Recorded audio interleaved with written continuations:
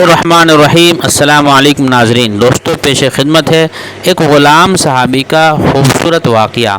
مدینہ کا بازار تھا، گرمی کی شدت اتنی زیادہ تھی کہ لوگ نڈھال ہو رہے تھے۔ ایک تاجر اپنے ساتھ ایک غلام کو لیے پریشان کھڑا تھا۔ غلام جو ابھی بچہ ہی تھا وہ بھی دھوپ میں کھڑا پسینہ پسینہ ہو رہا تھا۔ تاجر کا سارا مال اچھے داموں بک گیا تھا، بس یہ غلام ہی باقی تھا جسے خریدنے میں کوئی بھی دلچسپی نہیں دکھا رہا تھا۔ تاجر سوچ رہا تھا کہ اس غلام کو خرید کر شاید اس نے گھاٹے کا سودا کیا ہے۔ اس نے تو سوچا تھا کہ اچھا منافع ملے گا، لیکن یہاں تو اصل لاگت ملنا بھی دشوار ہو رہا تھا۔ اس نے سوچ لیا تھا کہ اب اگر یہ غلام پوری قیمت پر بھی بکا تو وہ اسے فوراً بیچ دے گا۔ مدینہ کی ایک لڑکی کی اس غلام پر نظر پڑی تو اس نے تاجر سے پوچھا کہ یہ غلام کتنے کا بیچو گے؟ تاجر نے کہا کہ میں نے اتنے میں لیا ہے اور اتنے کا ہی دے دوں گا۔ اس لڑکی نے بچے پر ترس کھاتے ہوئے اسے خرید لی۔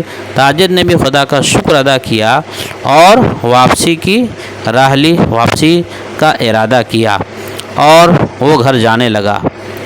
مکہ سے ابو حذیفہ مدینہ آئے تو انہیں بھی اس لڑکی کا قصہ معلوم ہوا۔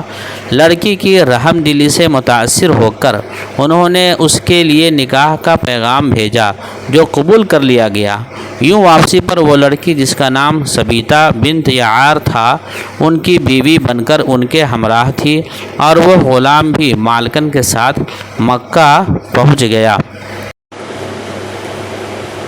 ابو حذیفہ مکہ آ کر اپنے پرانے دوست عثمان ابن عفان سے ملے تو انہیں کچھ بدلا ہوا پایا اور ان کے رویے میں ناراضگی محسوس کی۔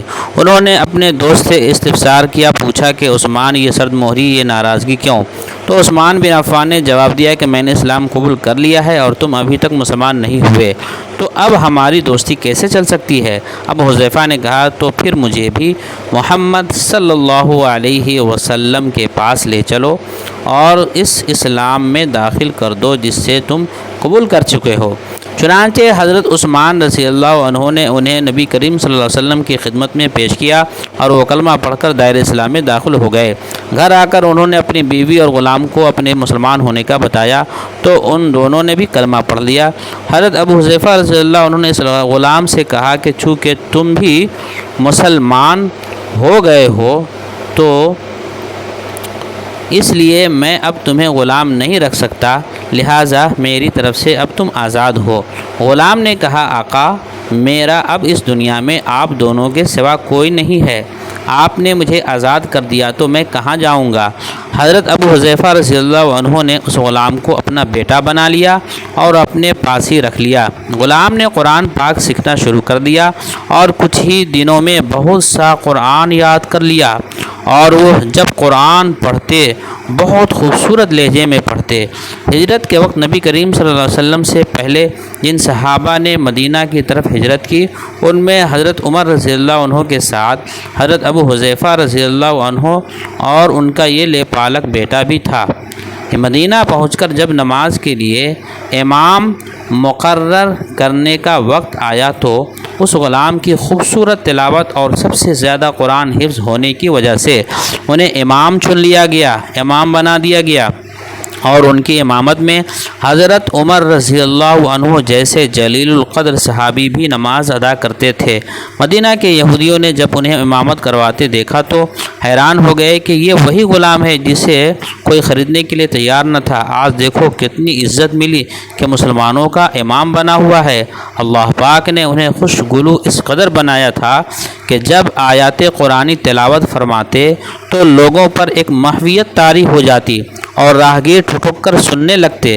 ایک دفعہ ام المومنین حضرت عائشہ رضی اللہ عنہا کو رسول اللہ صلی اللہ علیہ وسلم کے پاس حاضر ہونے میں دیر ہوئی۔ آپ صلی اللہ علیہ وسلم نے دیر ہونے کی وجہ پوچھی تو بولی کہ ایک قاری تلاوت کر رہا تھا، اس کے سننے میں دیر ہو گئی، اور خوش الہانی کی اس قدر تعریف کی کہ حضرت صلی اللہ علیہ وسلم خود چادر سنبھالے ہوئے باہر تشریف لے آئے۔ دیکھا تو وہ بیٹھے تلاوت کر رہے تھے۔ آپ صلی اللہ علیہ وسلم خوش ہو کر فرمایا، اللہ پاک کا شکر ہے کہ اس نے تمہارے جیسے شخص کو میری امت میں پیدا فرمایا۔ کیا آپ جانتے ہیں کہ یہ خوش قسمت صحابی کون تھے؟ ان کا نام حضرت سالم رضی اللہ عنہ تھا، جو سالم مولا ابو حذیفہ رضی اللہ عنہ کے نام سے مشہور تھے۔ انہوں نے جنگ مؤتہ میں جام شہادت نوش کیا۔